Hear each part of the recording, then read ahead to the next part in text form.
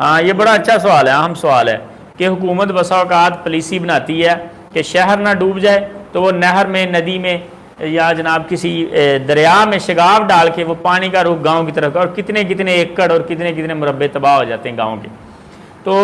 کیا یہ حکومت کا ظلم تو نہیں ان لوگوں پر؟ حضرت صاحب وقتی طور پر گاؤں والوں کو یہی لگ رہا ہے کہ یہ ہمارے اوپر ظلم ہو رہا ہے، دیکھو ہماری کھیتی باڑی، ہمارے جانور، یہی ہماری جمع پونجی ہے ساری، اور یہ تباہ ہو رہا ہے، ان کو یہی لگ رہا ہے کہ ہمارے اوپر ظلم ہو رہا ہے۔ لیکن میری گزارش ہے کہ یہ ظلم نہیں ہے حکومت کا۔ حکومت سب کے لیے برابر سوچتی ہے،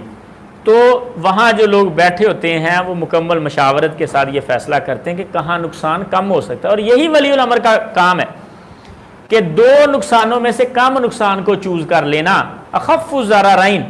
دو نقصان ہیں ان میں سے ہلکے نقصان کو چوز کر لینا بڑے نقصان سے بچنے کے لیے۔ تو ولی الامر یا اس کے مشیر یہ جب مشاورت کے ساتھ فیصلہ کرتے ہیں کہ اس سائڈ پہ اگر پانی گیا تو نقصان زیادہ ہوگا، لہذا ہلکا نقصان برداشت کر لیں، اور وہ کرتے ہیں۔ اور ایک اور گزارش میری کہ اگر گاؤں والے لوگ یہ قبول کر لیتے ہیں اور آپ ان کی فصلیں تباہ کر دیتے ہیں شہروں سے بچا کے، تو پھر آپ کا بھی حق بنتا ہے کہ ان کو متبادل دیا جائے، کہ جب یہ سیلابی صورتحال ختم ہو، اور اللہ رب العزت کے فضل سے ختم ہو ہی جانی انشاءاللہ، اللہ تعالیٰ نقصان سے بچائے اور اللہ سب کی حفاظت فرمائے، تو پھر حکومتوں کا کام ہے کہ جن لوگوں نے ٹھیکے پر زمین لے کے اس میں جناب چاول کی کاشتکاری کی ہے، اب وہ بیچارے ٹھیکہ کہاں سے دیں گے؟ تو حکومت کو چاہیے کہ بعد میں جن جن علاقوں میں آپ نے شگاف ڈالے ہوئے وہاں جا کے تعاون کریں،